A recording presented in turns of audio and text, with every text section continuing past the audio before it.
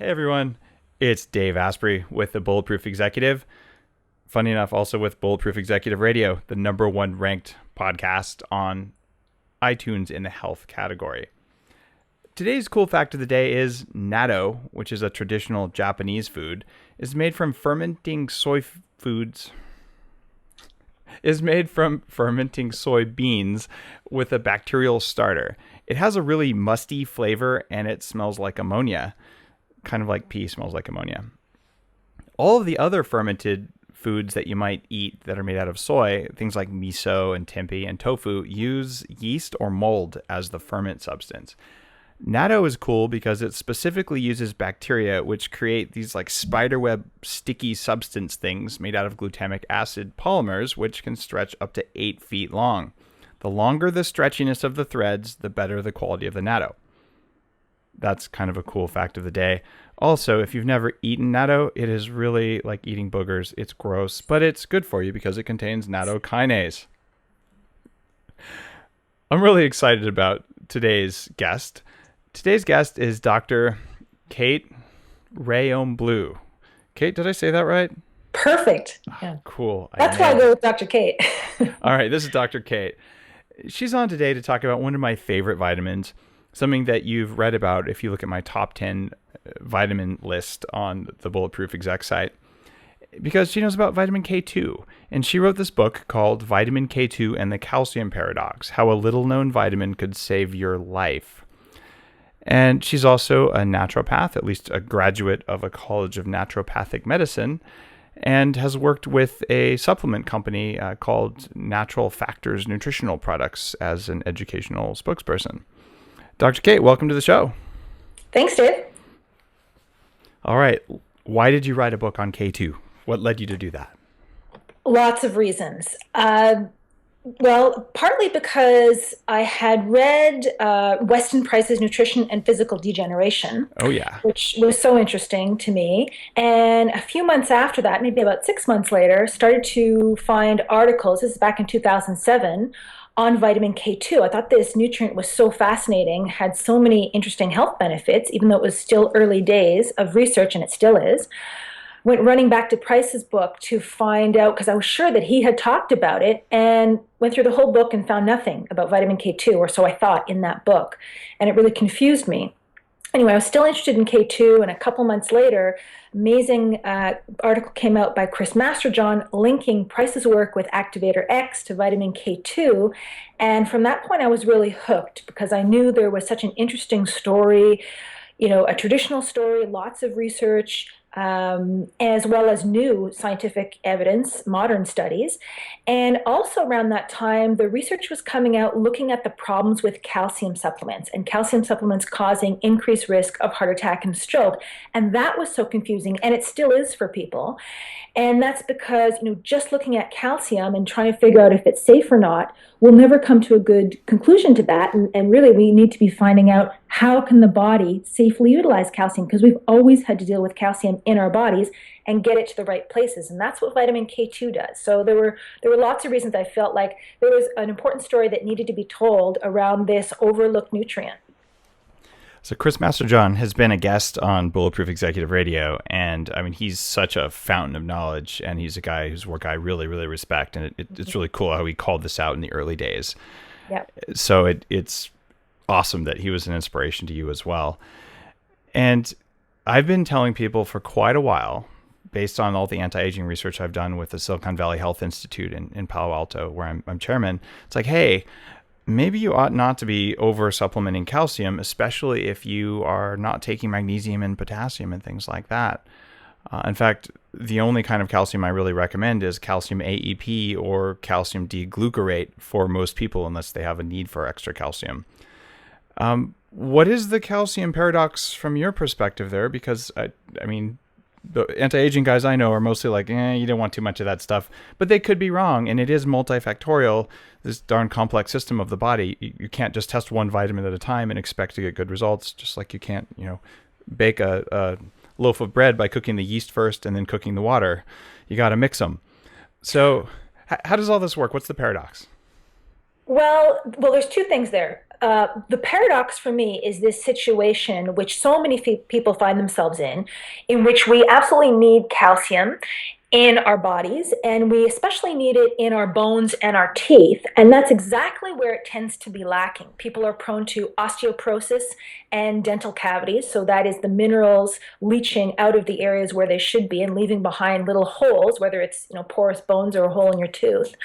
And then the flip side of that is in the very same people, or in the population at large, we see a buildup of calcium in places where it shouldn't be, in places where you don't want it to be, like arteries and kidney stones and heel spurs and breast tissue calcification and heart valves and carotids, all kinds of areas. And so there we have this paradoxical situation of needing calcium, but it can be dangerous if it gets in the wrong places. And that's really vitamin K2's role, is to keep calcium in its place at all times. And it makes a lot of sense that it sounds incredible that you can, boost your bone health and reverse heart disease and all that kind of thing. But it makes sense that the body does have a way of dealing with this if it has the right nutrients to deal with that. And you're right, in general, we can't look at any individual nutrient and really pinpoint, because all of the nutrients work together, we can't really pinpoint the action of one away from the others. But vitamin K2 is different and unique in that aspect, because we have warfarin, which is a drug that artificially reduces your levels of vitamin K and vitamin K only. And because of that, it provides a unique example that we don't have for any other kind of nutrient to see exactly what happens in the body when we're deficient in vitamin K.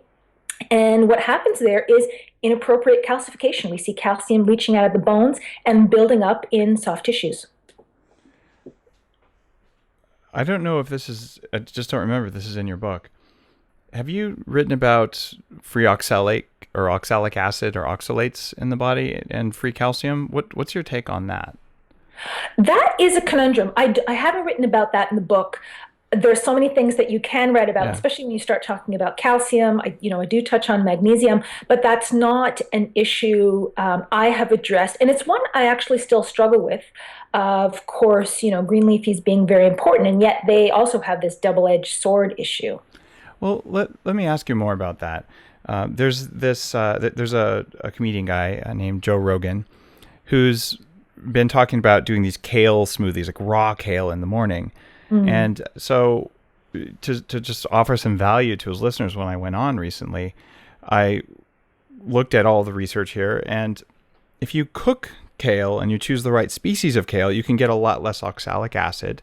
And oxalic acid, when it binds to calcium inside muscles or inside, say, the vagina, where it's a particular problem in women, or other places, it causes like weakness and pain and all.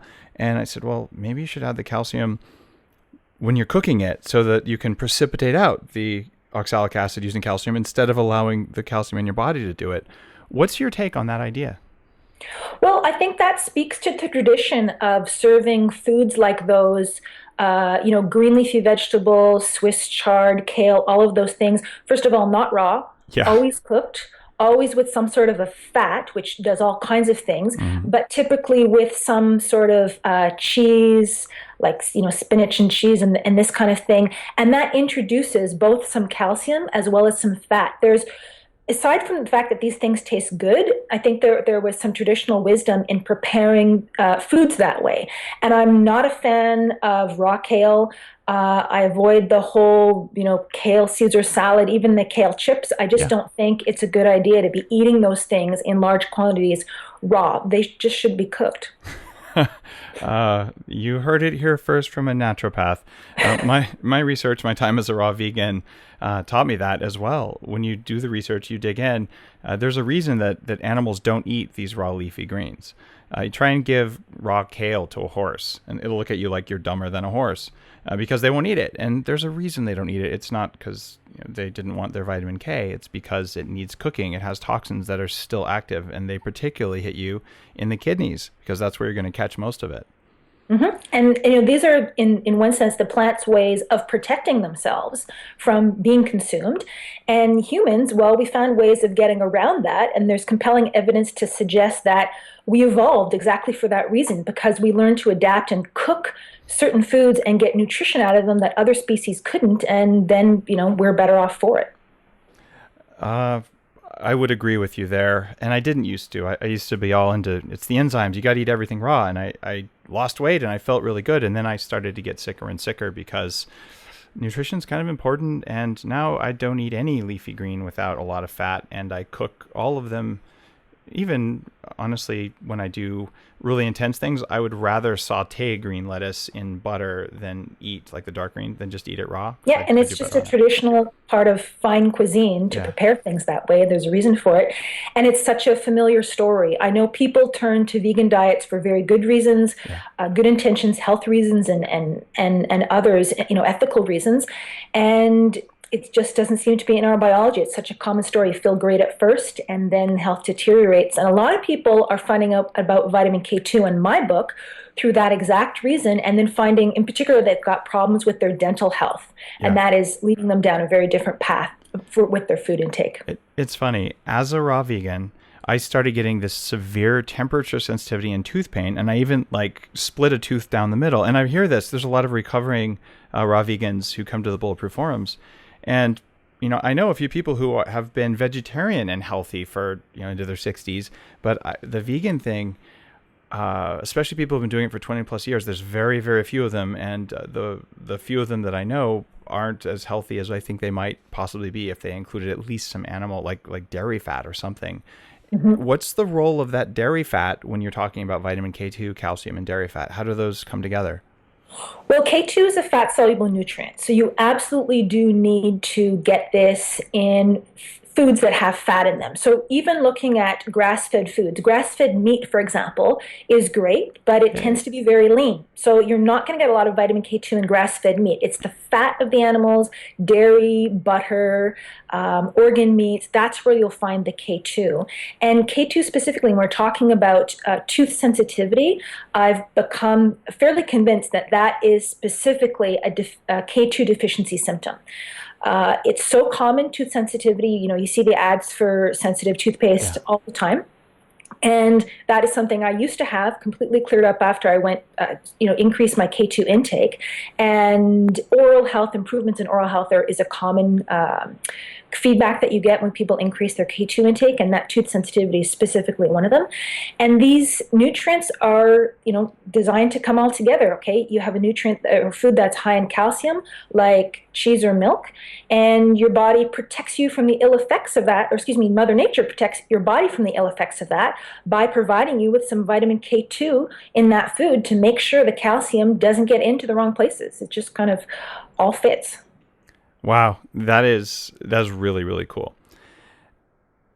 Are you familiar with the role of mold toxins or mycotoxins in health? Is that an area we can discuss? I haven't seen that in your book, but... It's not an area... I know a little bit about it, but I can't say it's an area of expertise for me. Okay. I'm interested specifically around K2 and its effect on mitigating certain mycotoxins, because one of the other things I've noticed is that certain tooth sensitivity, especially around temperature and around inflammation at the root of the tooth, is even on a day-to-day basis influenced partly by intake of mycotoxins in the diet or exposure in the environment.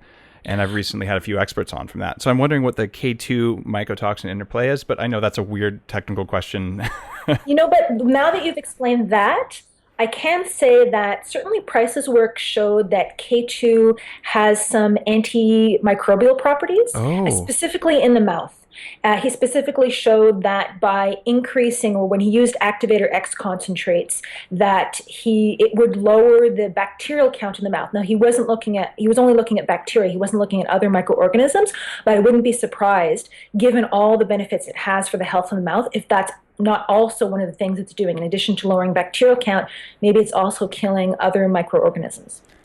All right. Is Activator X related to Professor X from X-Men? Because I'm sure hoping. I'm kidding. But tell the people who are listening who probably haven't heard about Activator X if they're not in the fermented cod liver oil, butter oil crowd. Right. Okay. What is Activator X? How does it relate to calcium and K2? Sure. So Activator X is the nutrient. When Weston Price traveled around the world and found people all over the world who were very healthy, beautiful, perfect, straight, white, healthy teeth that didn't get cavities, even though, shockingly, they didn't brush and floss, they didn't have dentists, but they were able to maintain this health with good diets. He found that although people ate lots of different types of things, what they actually ate in their diets varied widely, that all their diets provided high levels of vitamins and minerals, but particularly fat-soluble vitamins. He saw very high levels of vitamins A and D, as well as high levels of another fat-soluble vitamin that he didn't know what it was. To his knowledge, it hadn't been identified yet. This was back in the 1930s, 20s and 30s. And so he just called it X, Activator X. He referred to the fat-soluble vitamins as activators in a similar way that nowadays we refer to vitamins A and D as hormones, because we know that those will actually activate our DNA to allow us to benefit from and utilize the other nutrients, other vitamins and minerals in our diet. And so he started to do a lot of focus on Activator X because he knew it often came along with the other fat-soluble vitamins A and D, but he didn't know what its properties were. And it turns out he found it very useful in conjunction with vitamins A and D for healing dental cavities. Being a dentist, that was a focus of his.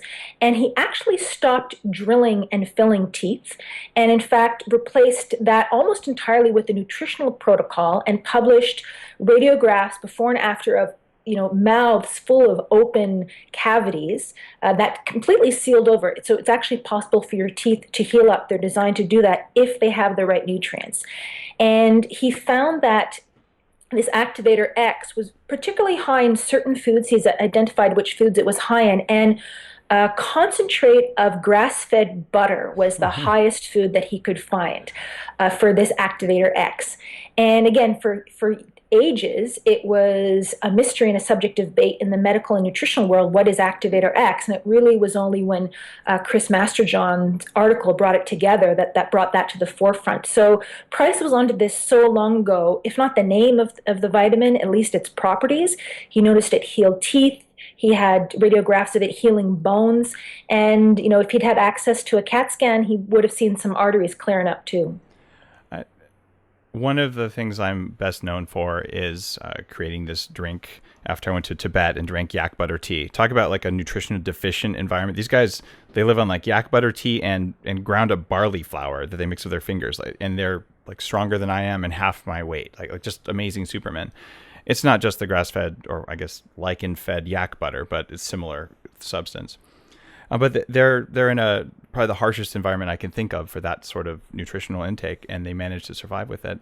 I came back to the States and I made Bulletproof coffee after a year of iterating different things, which includes grass-fed butter as a substantial part of it.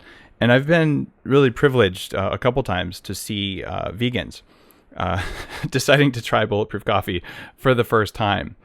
And like the first time since, at least in a long time, since they've had any type of protein from dairy. And literally you see like almost like a shaking of their hands. It's like, I need it. And you can see like the biological, like give me some more of that. Yeah. And you're thinking that the vegan diet caused a K2 deficiency, or it contributes to one anyway.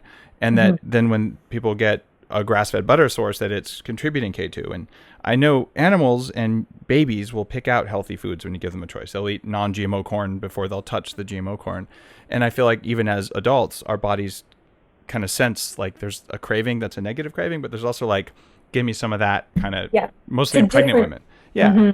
Is K2 what we're craving in butter, or is it also the saturated fat, or is it conjugated linoleic acid? Is it something else, or are you not sure?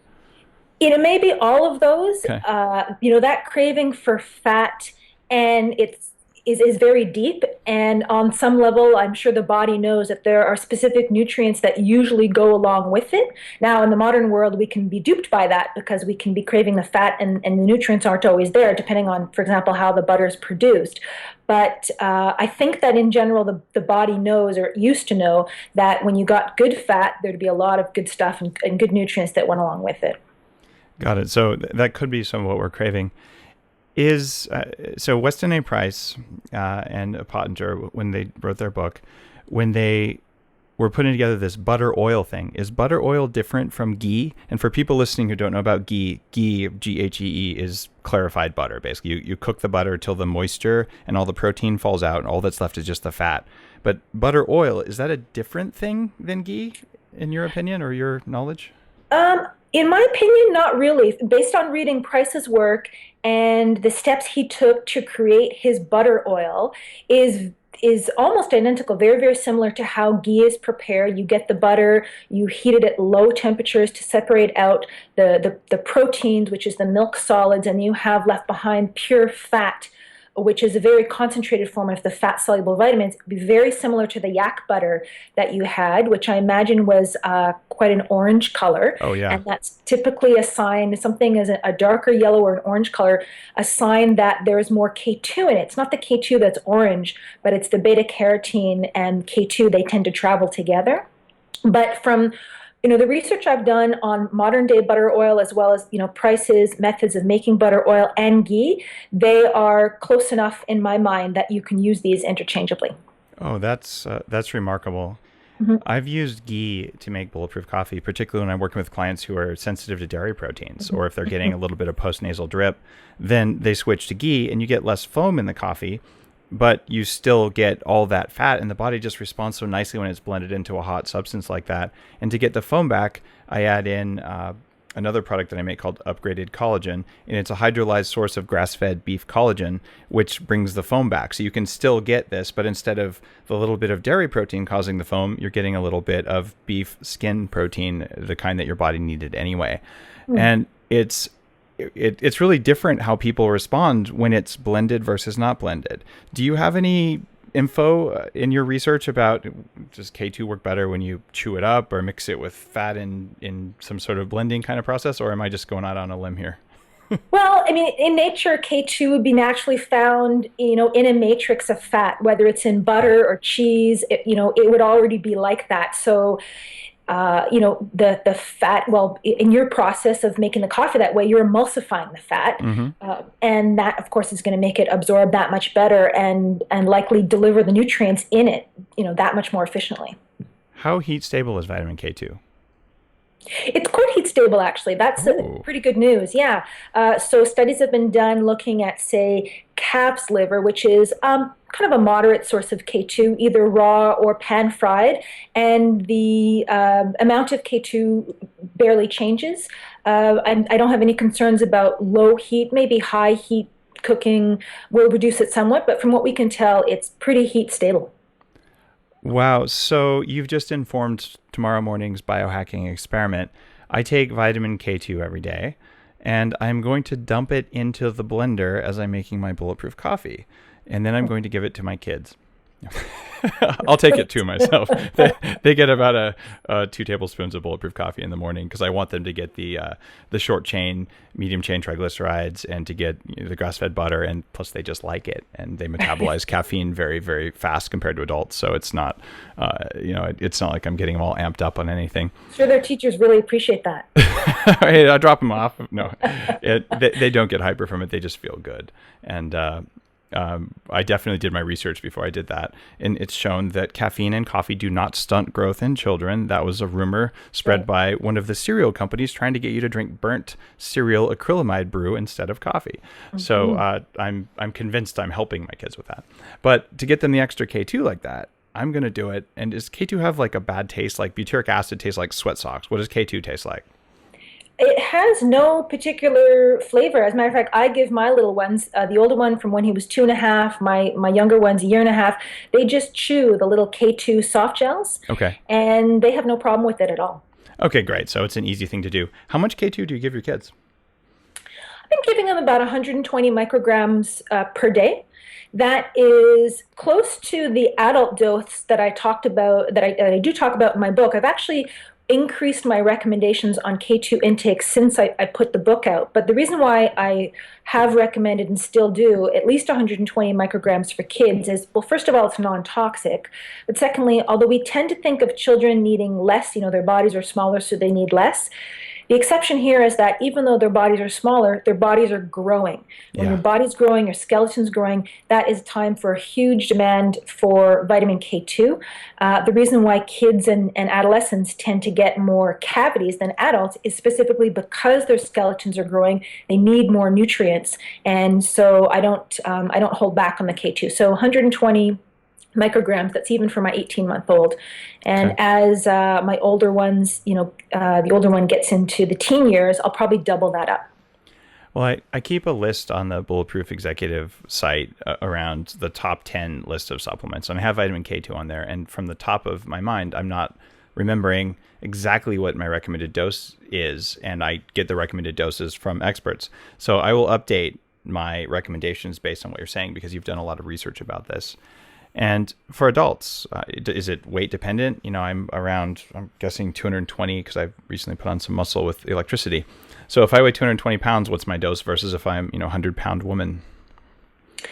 Well, we don't know exactly. There aren't studies to look at, say, optimal dosing. I imagine that for sure body weight does make a difference, because you've got, more tissue, more muscle mass, more bones, more everything. You're going to have more nutritional requirements there. The rule of thumb that I'm using, so when I wrote the book, I was going by the studies. Most of the studies were using about 100, and still are using about 180 micrograms of MK7. We can get into the different forms of K2 that are out there in supplements.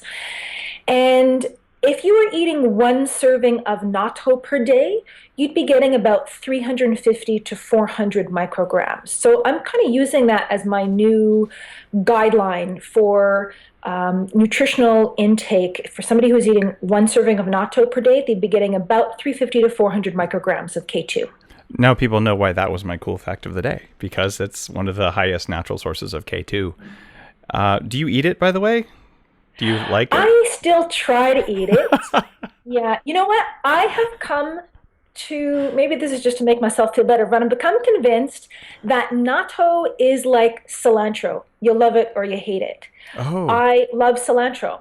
And there's got to be some kind of genetic component there in terms of your taste buds.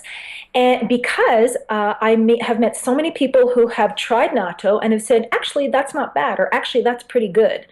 And, I spoke at the West End Price Conference last fall, and I had a friend, host of the Biodynamics Now podcast, Alan Bayet, who organized a natto tasting.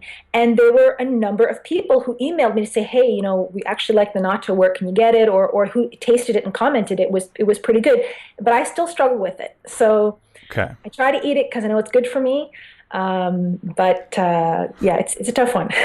My wife, Dr. Lana, loves the stuff, but she's from Sweden, and I mean, they eat like spoiled fish as a sport. So I don't always trust her desire to eat strange foods. I'll like salmon eggs, which also are one of those super foods that Weston A. Price will have. I take them like capsules because I know they're good for me, but she and my kids, they'll eat a bowl of them if possible. I feel like I'm eating pimples. I just can't do it, but... Is there any animal source besides like a little bit of fat in grass-fed beef? Because like you said, it's often lean, and grass-fed dairy, which is my favorite source, with the whole putting butter in everything. Mm-hmm. What are some other besides natto? Mushrooms? I'm just guessing there, but are there other sources people can target? A little bit of kale if you cook it? No kale, no green leafy vegetables. There's no K2 in your green leafy vegetables, only vitamin K1. And there's very little conversion of K1 to K2. So, studies have shown for people eating lots of green leafies, you're converting maybe 5% of that, and you're not absorbing very much of that either. So you can't rely on that.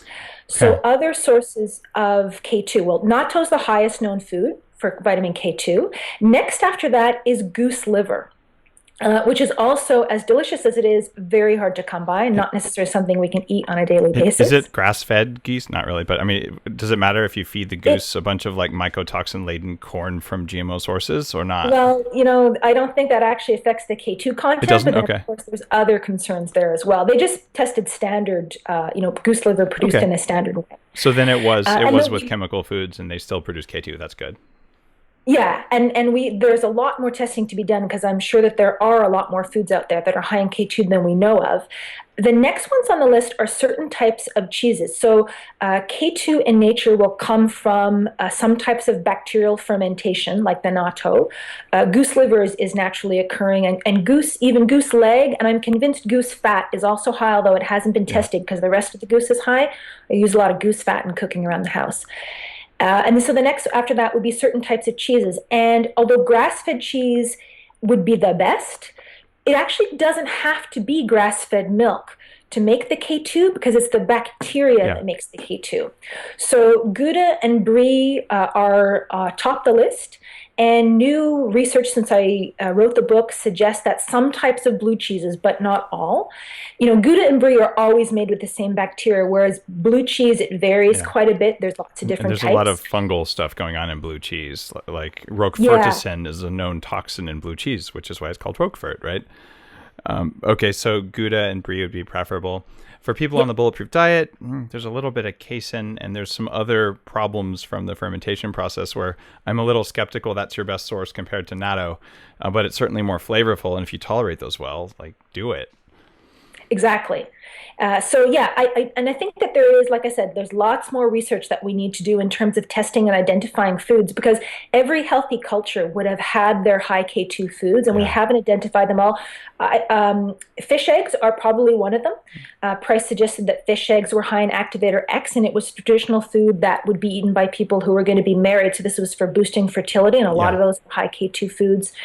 Important for fertility and proper facial development in children in utero. My wife and I wrote the Better Baby book, and it's funny you mentioned that specific point because we included that eat fish eggs during pregnancy, but don't eat the dyed ones when they put the orange dye, like the tiny fish eggs.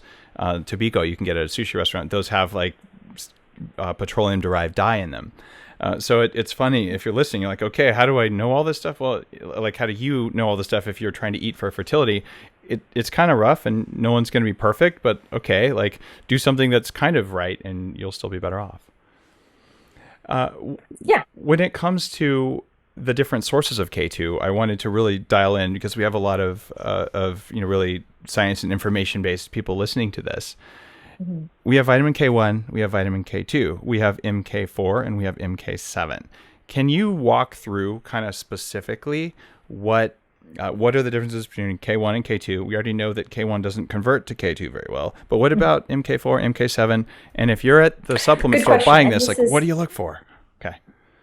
Good, very good question. And this is the reason why confusion around exactly this question is the reason why vitamin K2 was overlooked for so long. Because K1 and K2 were both discovered back in the 1930s. The K comes from the German word for coagulation. And at the time, researchers recognized vitamin K1, they were talking about, is found in high amounts in green leafy vegetables. It participates in blood clotting. That's its role in the body, is to make sure our blood can clot properly. And it's so important, blood clotting is so important that it just can't be left to the whims of our diet. You can't afford to bleed to death because it's winter and you can't get green vegetables. So the body developed a mechanism to recycle vitamin K1 so you'd always have it there for your blood clotting. So deficiency is very rare with vitamin K1.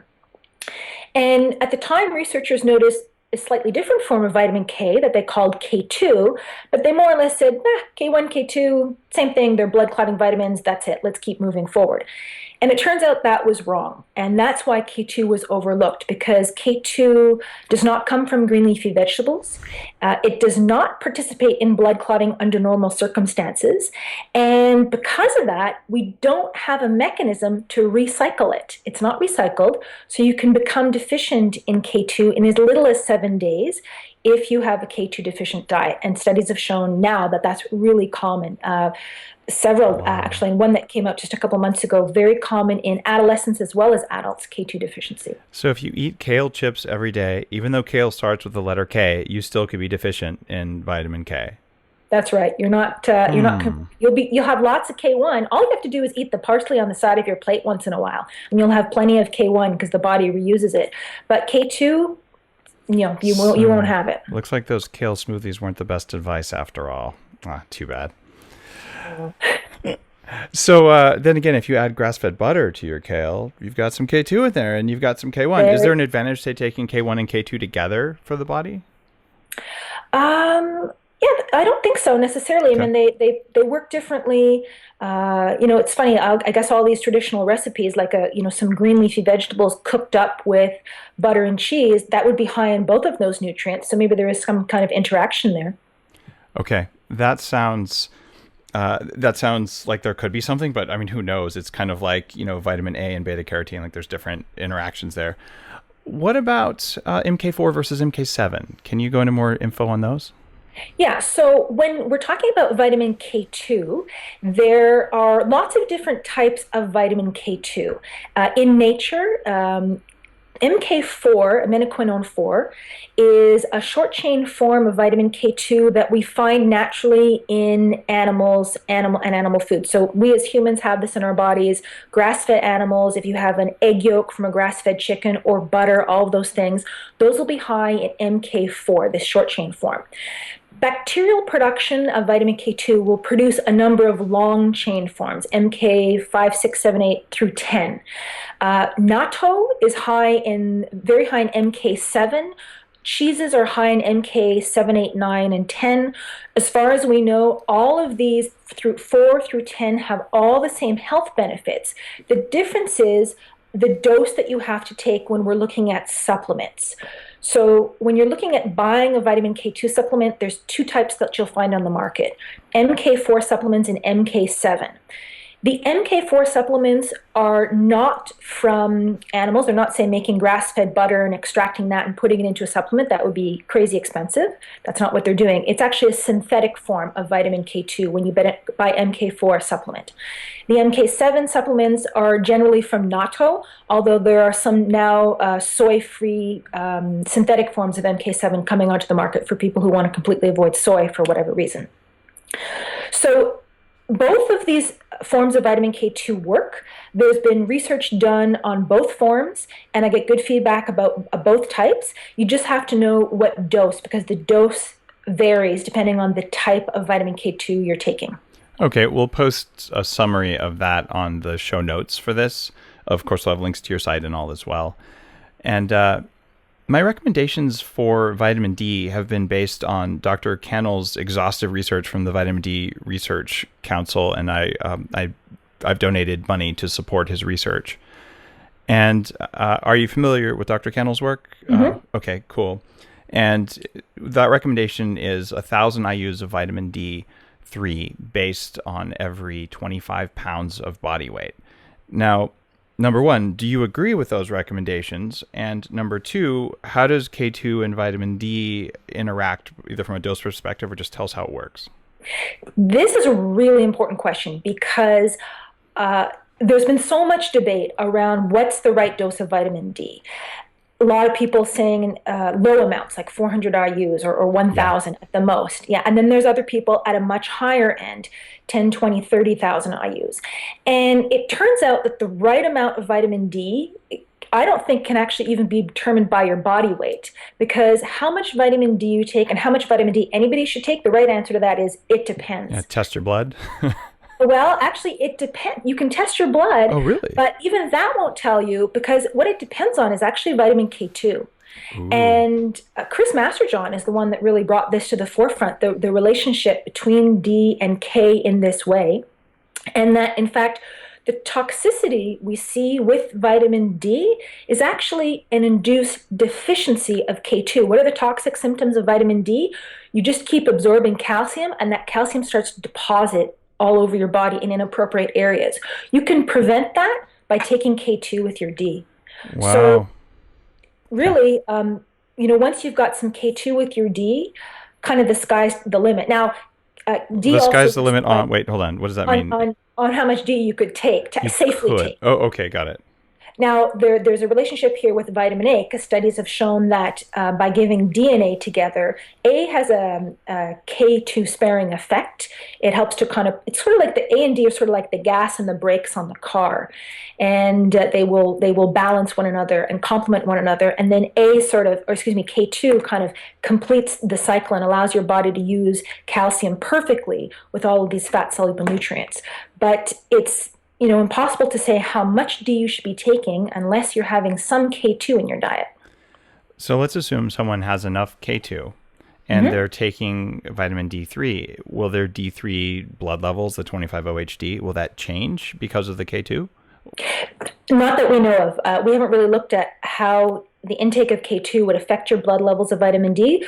We just know that D and K2 work together to optimize your calcium metabolism and make sure the calcium is getting into the right places. So D helps you absorb calcium, K2 puts it into the right places.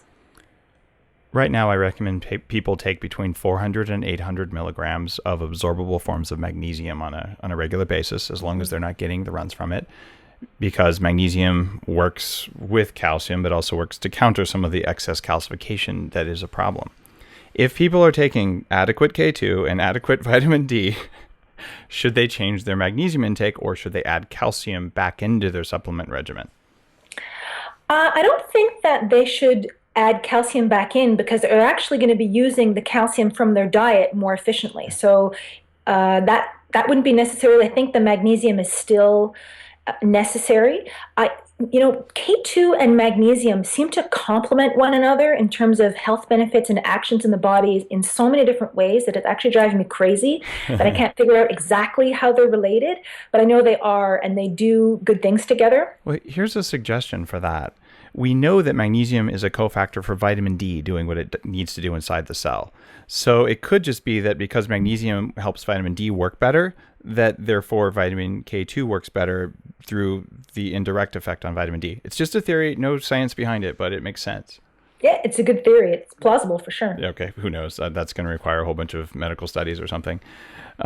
This is really fascinating to be able to ask all these good questions. And if you're listening to this going, what does it mean I should do? What it means you should do is you should take vitamin D. I think the levels that I'm recommending on the site are very science-based. Dr. Kale has reviewed thousands and thousands of vitamin D studies. He's one of the most concentrated sources of knowledge I know of. So I tend to go with his recommendations there for that nutrient.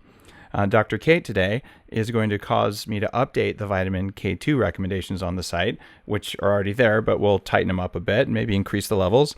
The magnesium levels we've just checked are borne out, and we're not going to be talking about adding any calcium back into the diet, with the exception of calcium AEP, which I recommend for cell membrane stability, not as a source of calcium, and calcium D-glucarate, which is something that I recommend for increasing your liver's ability to use its second best detox mechanism, which is called glucuronation.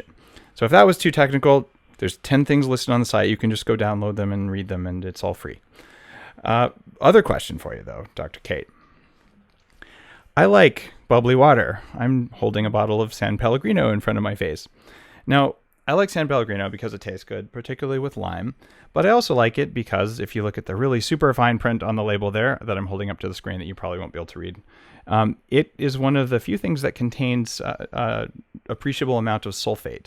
And that's one of the reasons that San Pellegrino, Saint Pellegrino, it is a healing spring in Italy, because sulfate can have a really cool effect inside the body. And we're just figuring out what vitamin D sulfate does, for instance, that only gets activated from the sun. So if you want to get it, you drink Pellegrino, but you get a lot of calcium in here. Am I overdosing on calcium because I drink between 750 and 750 and 1500 milliliters of the stuff every day? Should I be worried? I don't think you should be worried, because you've got K2 working for you, making sure the calcium isn't depositing in your arteries. And you are taking magnesium, which will balance out the amount of calcium you're getting in there. So, I think you're fine. When I'm looking for a bubbly water, I usually look at the ratio of magnesium to calcium. It's hard to find a high magnesium bubbly water, and as well as then finding one with sulfates. And really nice water in that way is really tough. But with your magnesium and K2, no, I don't think you need to be concerned. Okay, cool. I don't think so either. I'm also, because I eat a stick of butter every day, and I have for a long time. And because I drink Bulletproof coffee, and I add the brain octane, which is another fully saturated short chain fat, to my diet in copious amounts, I'm going to go down to Seattle and get a calcium scan of my arteries. And of course, I'll talk about those results. I'm pretty sure I know what they're going to say. But hey, let's be safe and careful. And as an N=1 experiment, I will share that data. I'm pretty sure you could predict the outcome of that as well, given that you know what I take. But we'll get the data. I haven't done the scan yet, so I don't know what it is. But I'll tell you when I know. Looking forward to seeing that. What else should people know about K2 that I haven't asked? I kind of touched on the fact that it is such an important nutrient for prenatal health during pregnancy and childhood. It plays a really important role in proper facial development. I've got before and after pictures in my book, price focused on this. And this is also borne out by modern research looking at defects and deficiency in vitamin K and how this affects facial development. And so important for nice, wide, straight teeth. If you've got kids coming and you want to avoid braces down the road, K2 will help you do that. And throughout childhood to improve, skeletal growth as well as fighting cavities. And then again throughout adolescence, when those hormones kick in and the skeleton starts to grow, it's a huge time of increased nutrient need. Vitamin K2 is a really important nutrient here. And osteoporosis prevention really starts in adolescence when you can gain as much bone density as possible by the age of 20 and 30 to save it for later on. Wow. That's really cool information. Is there a connection between... Yeah, wow, I hadn't thought of that. Is there a connection between vitamin K2 and folic acid? Because you see cleft palate in children who are deficient, actually in activated, it's not even folic acid, it's folinic acid or folate.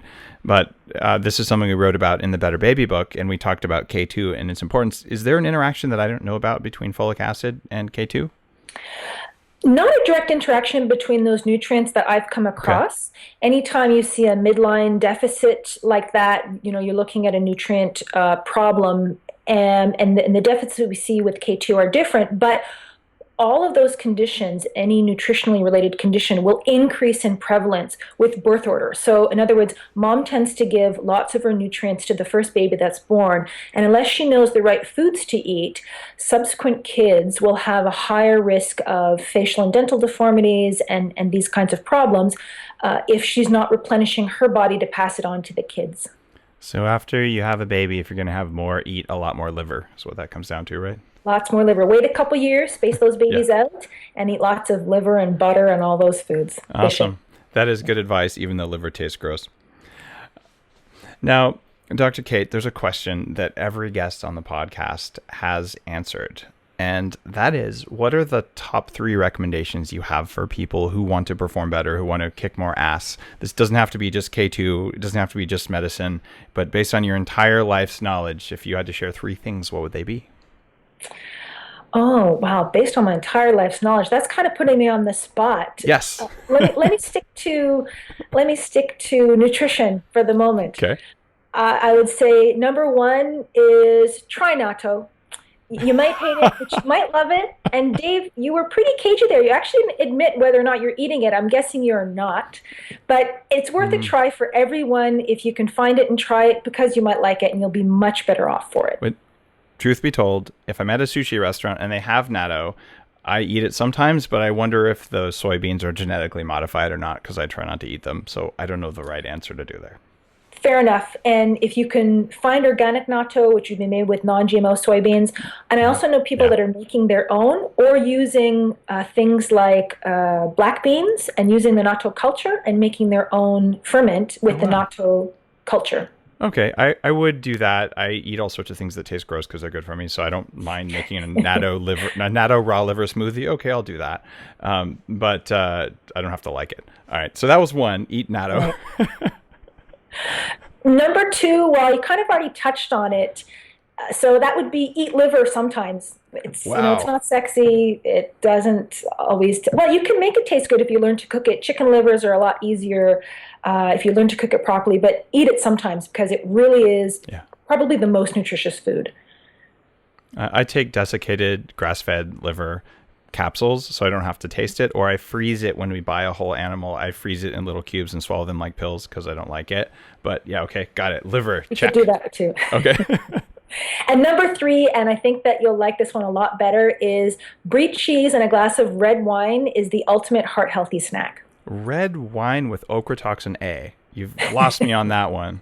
Why wouldn't you use coffee instead? You could, but in the evening before bedtime, or later in the day, if you're caffeine sensitive like I am, even with a bulletproof coffee, it'll keep me up. Oh yeah, I don't drink that before bed. Never drink it after 2. That's my recommendation. That stuff is rocket fuel. So I'm about to publish some more research about red wine and the prevalence of mycotoxins and mold toxins in red wine, and tell people how they can choose a healthier red wine with less effect on their kidneys and their cardiovascular health. Because like there are some serious problems, particularly in North America, where the standards are more lax around mold toxins. So I'm seeing European wines that are not designed for export have dramatically lower levels of toxins than some of the other wines. So it's kind of funny how you feel the next morning based on the quality of the cheese and the quality of the wine is huge. And the differentiating factor there are these toxins that are active at like a parts per billion amount. And what I don't know, and I'm dying to know, is whether K2 would make me more resilient against mold toxins. So I'm going to have to see if I can dig that one up if there is anything. So. You're right. And I should have qualified that with good quality, because that makes the difference in everything, right? Yeah. Even with your liver, it's got to be organic. Oh, yeah. Water, good point. and, yeah. Cool. What a cool list of questions. I can tell you that out of more than 100 people who've been on the show, including, like I said, Chris Masterjohn, Chris Kresser's been on, and who else was just on? Mark from Mark's Daily Apple was just on, Mark Sisson. So out of all those people, no one has put Eat Liver and Eat Natto as their top 3. So you're totally nailing some new ideas here. I love it. Thank you. All right. Well, you're welcome. Would you tell people the title of your book, where they can find out more about your book and more about you? Sure. My book is called Vitamin K2 and the Calcium Paradox: How a Little Known Vitamin Could Save Your Life. And that's literally true. They can find my book on all of the online booksellers, although they've been selling out a lot lately, so be patient with them. Or by going to my website, www.drkateND.com. Dr. Kate ND, as in naturopathic doctor. Yeah. Just so people hear the N versus M if they're driving. Dr. Kate, it's been a pleasure being able to ask you those detailed questions that hopefully didn't bore any listeners. And remember, if you heard this, there's a reason that vitamin D and vitamin K2 and magnesium, actually, and vitamin A, are all on the top 10 vitamins list for people who want to be more bulletproof in their life. Signing out now. If you like the show, please click like or whatever it is you do on iTunes to tell people it's a good show and they should listen. Have an awesome day. One of my favorite sources of protein is upgraded collagen protein. This is a pre-digested form of collagen that comes from grass-fed cows. It's one of those things you don't really get to eat if you eat a modern diet. So this is a great way to add protein to your day. See the head of foam that's formed on it? This is similar to what you get with a latte. There are actually little bubbles still coming to the surface, just like a freshly steamed latte, but the flavor is something that you wouldn't expect. It is creamier and more delicious than a latte ever has a chance of being.